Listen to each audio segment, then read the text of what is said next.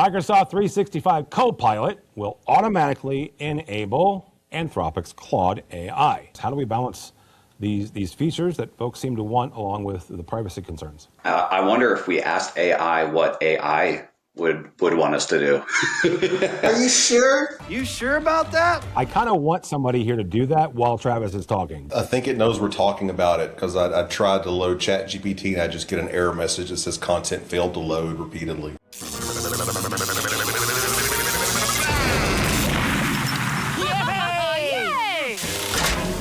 Nice try, but my head was built with paradox-absorbing crumple zones. The rise of MDEP Copilot gets Claude AI and major layoffs in the UK. All that and more next on AV Week.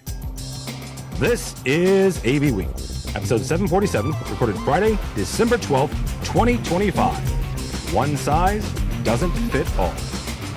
This is AV Week, your weekly wrap-up of the biggest news and stories in the AV and the IT world. We have Microsoft updates, layoffs, and an acquisition. I know you're shocked about that. Let's get into it. Our first story comes out of the UK channel, where distributor Exertis has sent shockwaves through the industry. Exertis UK has announced a proposal that could result in more than 1,000 job cuts, or 90% of their workforce. The move follows a recent ownership change and is part of a large-scale restructuring effort.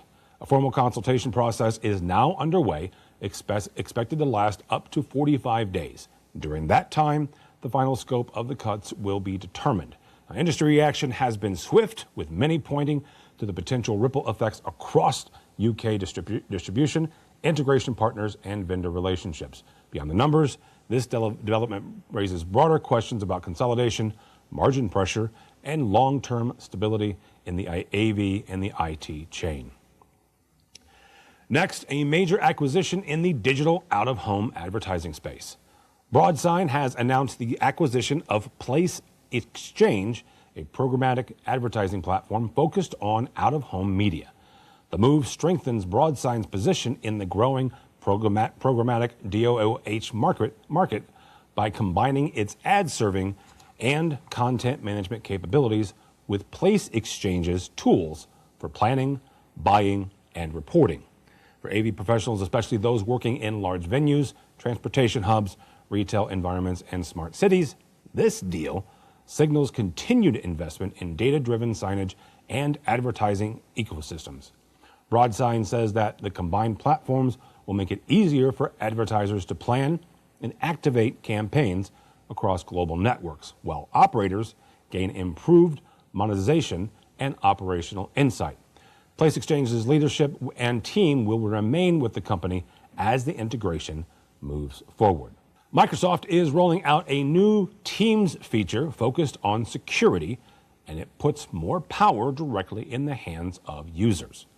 Microsoft Teams now includes a capability that allows users to flag calls they believe are unusual or suspicious. When a call is reported, that signal is sent back to Microsoft, where it helps strengthen security systems and reduce future unwanted or potentially malicious call activity. A complete side note, if Apple and Android can figure out how to do this, that would be fantastic.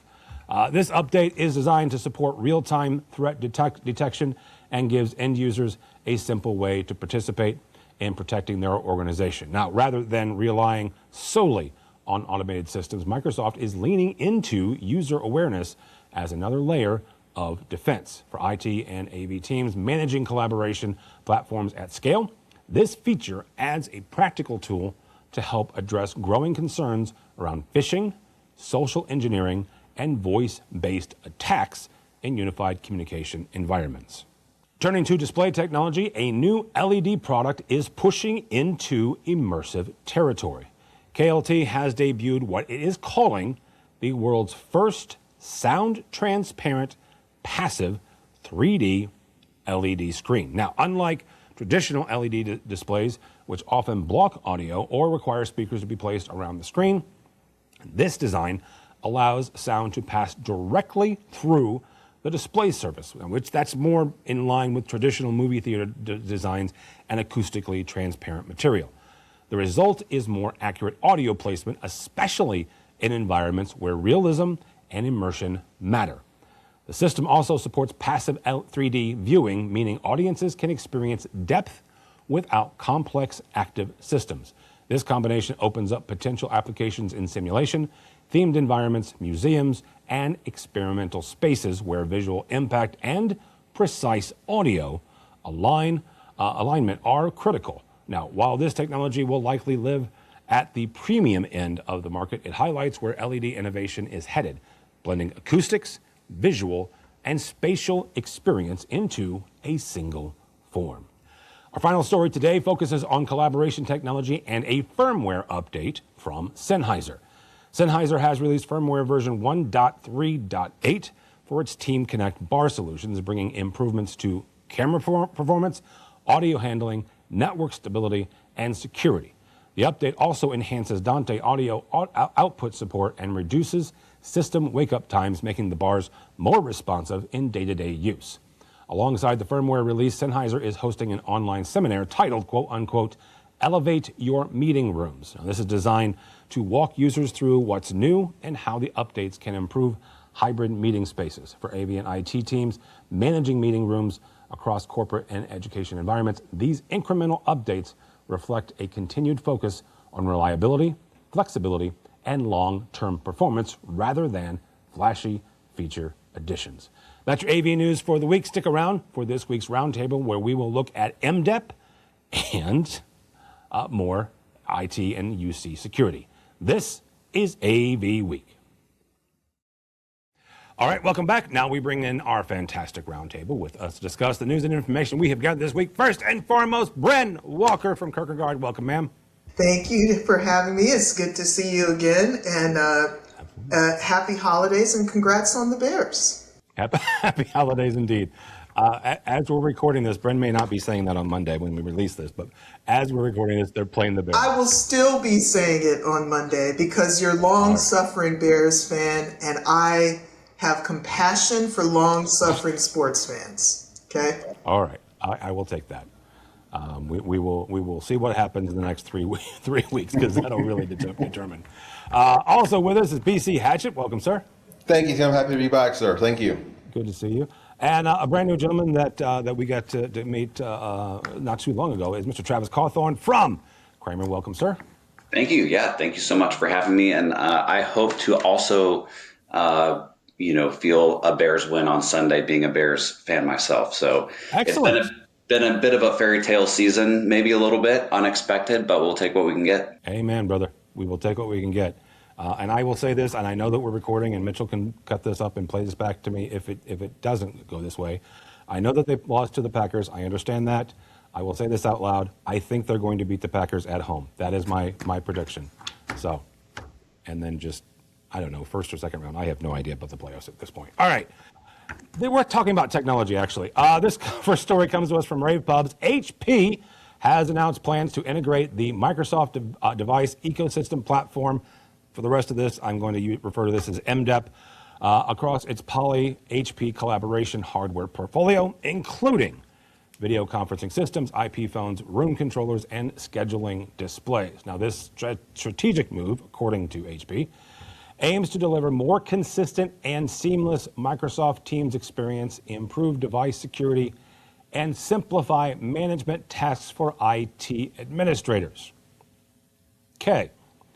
One of the things that HP hopes is that it streamlines certification process, accelerate innovation, and unify device deployment. Bren, we are going to start with you on this.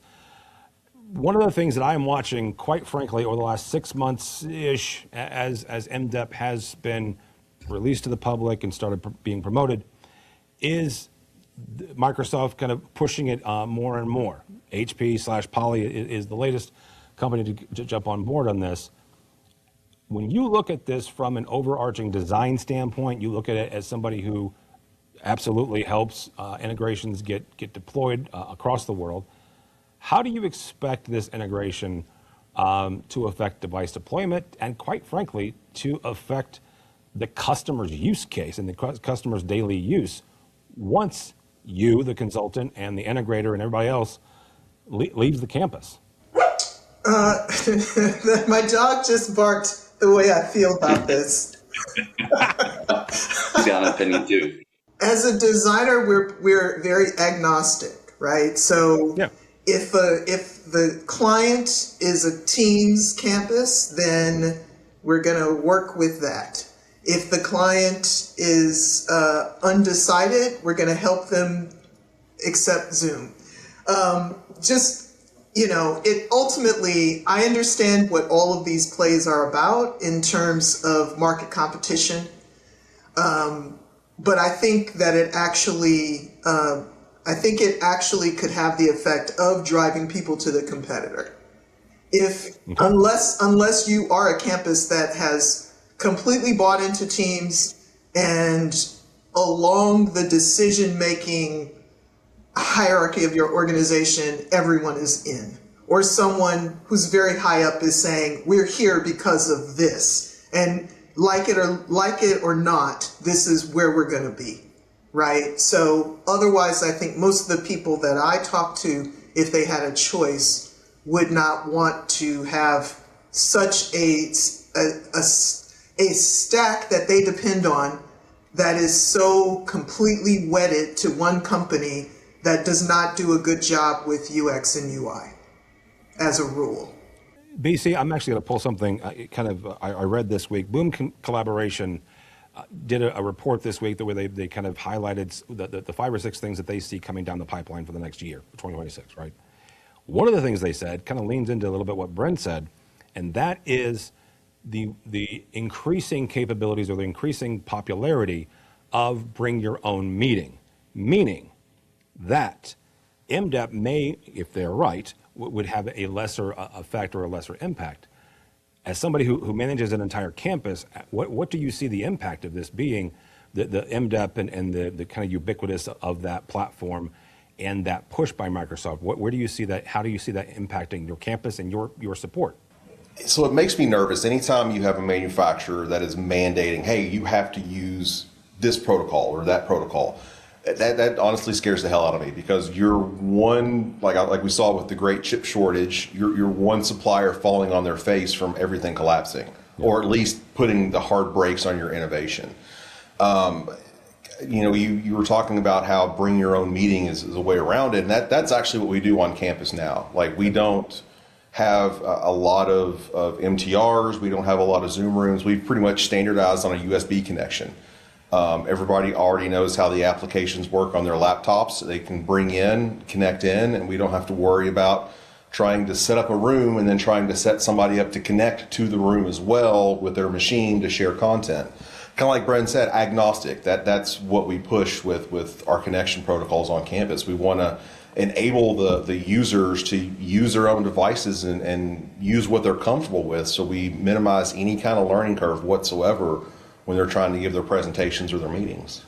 Travis, wrap up here. Obviously, Kramer's a manufacturer, but talk for a second about how, from a manufacturing standpoint, you kind of see this playing out as Microsoft pushes more and more for MDEP, and you, as well as other AV manufacturers, are tasked with making sure MDEP works with your devices and make sure that they are able to send signals, whether that's video, camera, or video to the display, as well as audio. How do you see this coming down?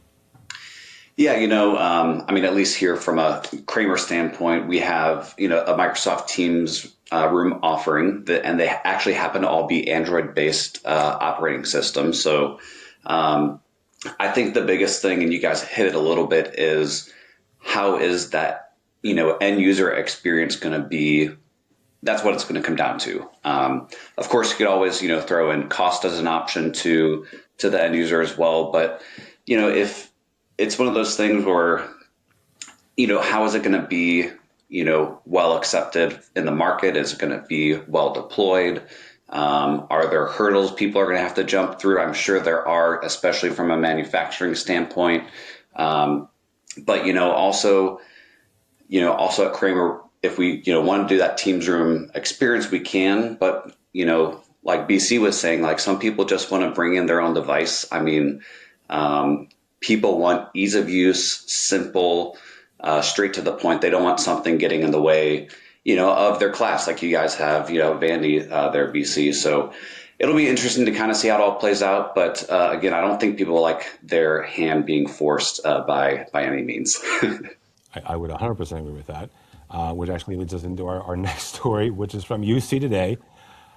This show can pretty much be called Microsoft as far as Mitchell's concerned. Microsoft 365 Copilot will automatically enable Anthropic's Claude AI. Now, here's the thing, really quickly before I continue this is in addition to their already existing partnership with ChatGPT and OpenAI. Microsoft is a large investor in OpenAI, have been for a number of years. First iteration of good Lord, I just totally blanked on this, of Copilot involved the connection with OpenAI. I am going to be interested to see how this additional AI kind of works into that. One of the things, though, is this is a shift from the current opt-in model that folks are required when you're using alternative AI models. Now you don't have to. According to the article, Anthropic will operate as a Microsoft sub-processor, simplifying compliance workflows for many organizations. BC, anytime we talk about AI on this program, we talk about privacy. And public institution, looking college, obviously you guys have got a number of different regulations and laws that you guys have to contend with. How, as an organization, do we balance AI features, which a whole lot of people kind of like and want and getting used to now, with privacy concerns that are absolutely legitimate and valid? So it's, that's a delicate balancing act, right? Like you were saying, people want to be able to use these tools. I think we just have to have, a ton of user education on this front. Like, people have to know what is and is not okay to incorporate into these AI tools. Like, you don't want to upload sensitive data and try to tell it to model it whenever that's something that's, classified for institutional use only. The whole AI revolution, I will admit, I am a little bit behind the eight ball on some of it, because it's just every time you turn your head, there's a new AI model coming out, or a new AI feature, or you just see the word AI branded on something. It's still kind of a little bit of the Wild West, and taking those proper precautions with your data, as you should with any kind of data, I think is the cornerstone of a good strategy. Travis, same kind of question is, when you're looking at this, not just from a company standpoint, but advising your clients and your customers, how do we balance these features that folks seem to want along with the privacy concerns? I wonder if we asked AI what AI would want us to do. Really? Hang on, I kind of want somebody here to do that while Travis is talking, but Are you sure? Are you sure? I think it'd be a fun, for sure. I would love to hear what ChatGPT or Copilot or all those platforms would say. But no, I mean, even any sensitive information. I mean, you got to be careful what you put out there, regardless. And it is moving so fast. I mean, you have people that sometimes really have used a lot of AI in their normal day-to-day tasks, their work, email, help me draft up, this summary. But again, the more and more you put out there, it's storing that somewhere, right? It's the internet. So you kind of have to be careful what might come back to haunt you potentially. But, I think you have to have good compliance, especially from a company standpoint of what is, speaking about Copilot in particular, because it is new, with AI being fairly new, at least within Copilot, you would hope that sensitive information is staying within your, say, Microsoft tenant. But, we'll kind of see how that all plays out again, because information is getting stored somewhere regardless. It's just how secure is that information, especially from a company, privacy standpoint. I think it knows we're talking about it, because I tried to load ChatGPT and I just get an error message that says content failed to load repeatedly. So, No, it's the data center that went down in North Carolina because of Right. All right, Bren, how do we balance this?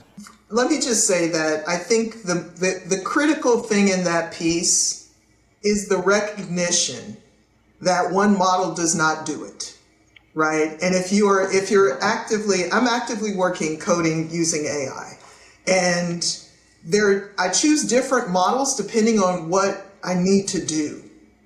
So individuals have already been doing this, and this is actually a smart move on Microsoft's part because it is doing at the enterprise level what people are already doing at the individual level in terms of multiple models.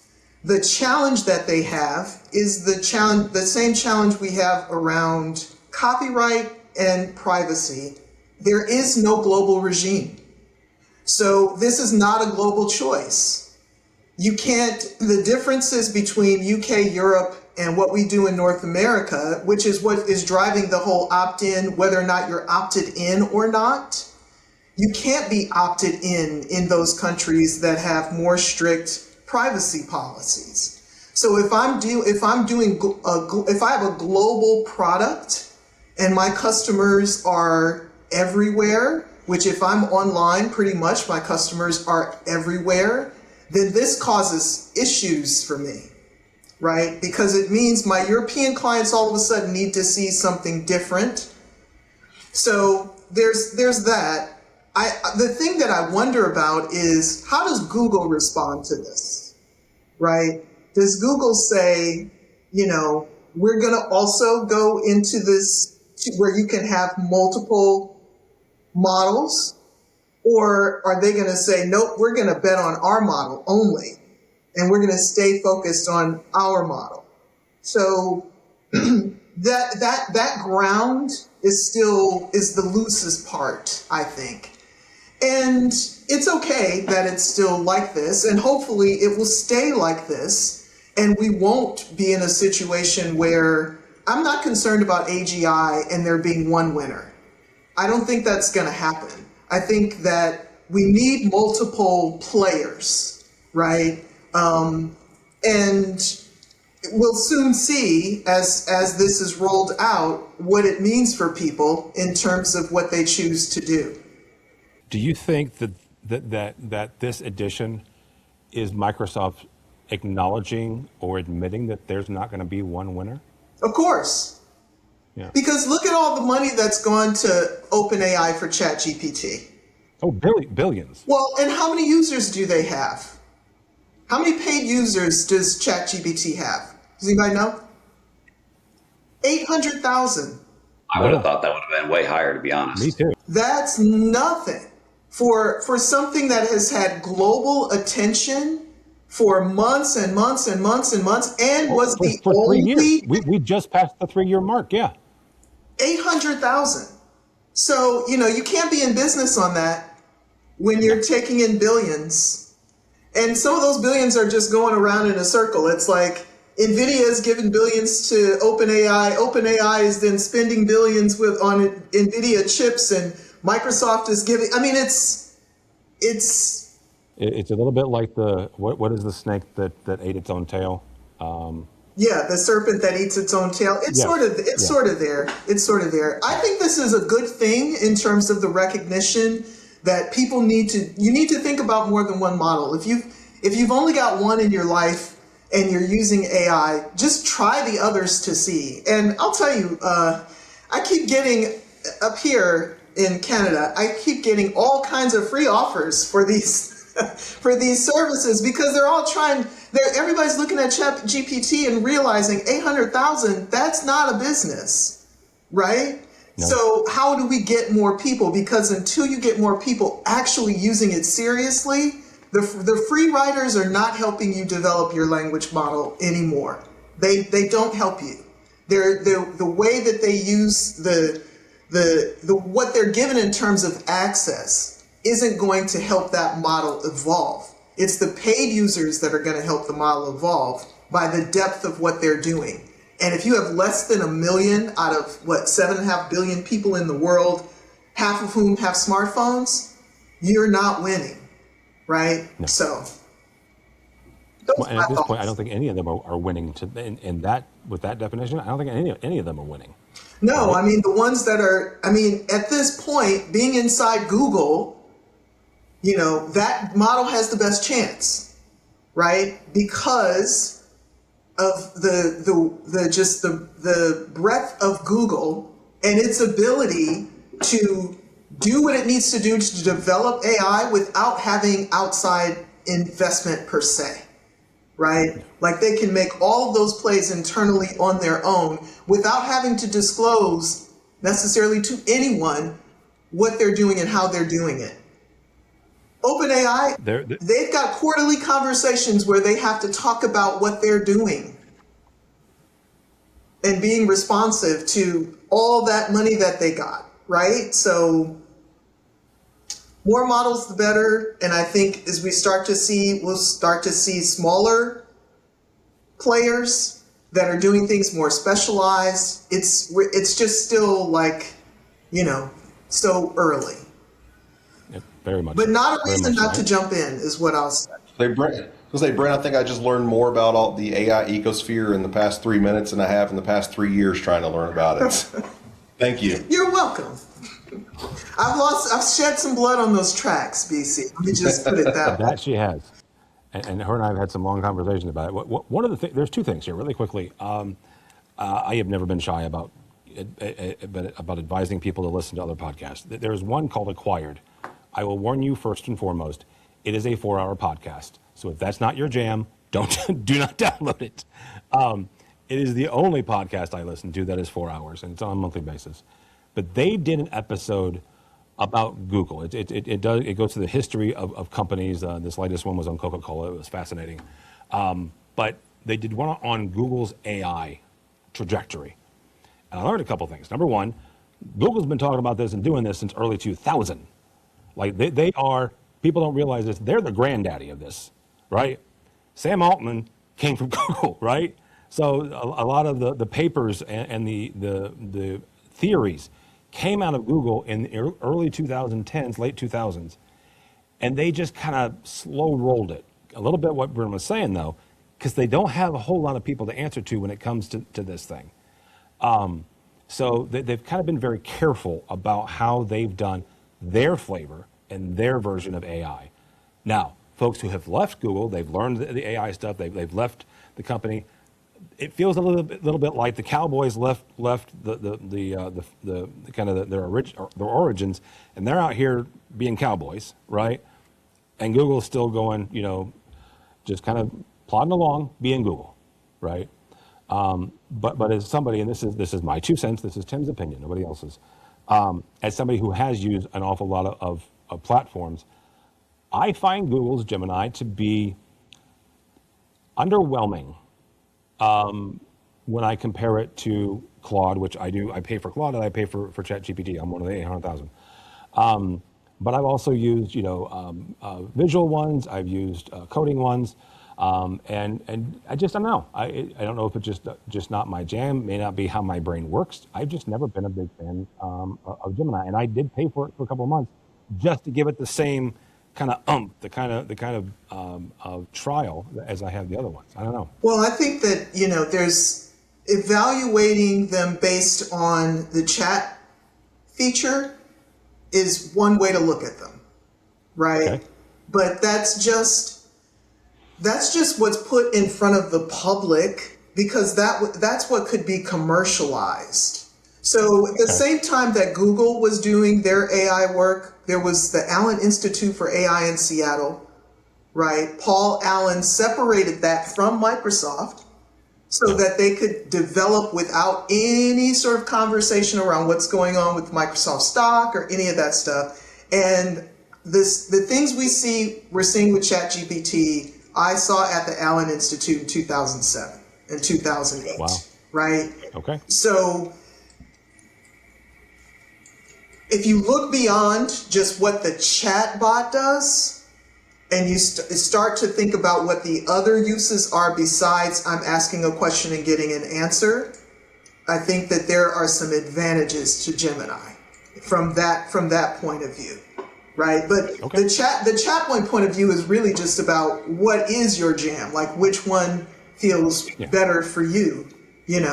I use AI for search. Perplexity for me is the one when it comes to search. Yeah. Other tools that I use are not the language models, chatbots directly at all, but products that have been built using those models, using various models, and this developer has chosen for me which model to deploy based on what part of their application I'm using. So then I'm not thinking about it because they've already thought about it, and they're trying to optimize this product that they want me to use that is using various language models. I wonder of the people that are using some form of AI, whether it's Gemini, ChatGPT, Copilot, all the others, how many of them are they just asking the questions, looking up information versus being like an actual power user? Because I would almost bet, that number's got to be maybe even cut in half. Oh, lower than that. Because some people, Oh, yeah. Yeah, because I would think people just don't really know the full potential. But, it's moving so fast these days that, I don't know, just kind of interesting to think about. I think it probably follows the 90-10 rule, right? Oh, Yeah. Where the power users are 10% and 90% are the people who are, riding the surface. They're not paying for the pro version. No, they don't need it. They don't even need to, No. right? All right, y'all. Thank you so much. BC Hatchett from Vanderbilt. How do people connect with you, sir? Absolutely. They can find me on X at BC Hatchet and also on LinkedIn. Bren Walker, thank you, ma'am. How do people connect with you or Kierkegaard? Bren at Kierkegaard.com. I'm on LinkedIn even less now than I used to be, I have to say. But I do try to check it once a month. Travis, thank you so much, sir. How do people connect with you or Kramer? Yeah, thank you so much. You can certainly reach out to me at my LinkedIn profile or tcawthorne at kramerav.com or check out Kramer AV's website for any of your audio video needs. All right, very good. And they will be at ISE here in about, good Lord, 6 weeks. I think that's the timeline, the countdown I saw the other day. So my name is Tim Albright. Do not follow me anywhere on the socials because I will be either complaining or celebrating the Bears. If you want to read something that I write that has nothing to do with technology, you can connect with me on LinkedIn. That is one place you can do it. But go by the website, please, AVNation.tv. It's AVNation.tv. You will find this program and a host of others. If you are watching this and you are tired of seeing my really loud shirt that it was called Loud earlier today, you can just go listen to us anywhere you get your podcast. And if you want to see said loud shirt, you can watch us on YouTube. But either way, check us out, but go by the website, AVNation.tv. That's AVNation.tv. Thanks so much for listening. Thank you so much for watching. That's all the time we have for AV Week. The network for the AV industry. What are you listening to? This This is AV. This is AV Nation. This is AV Nation.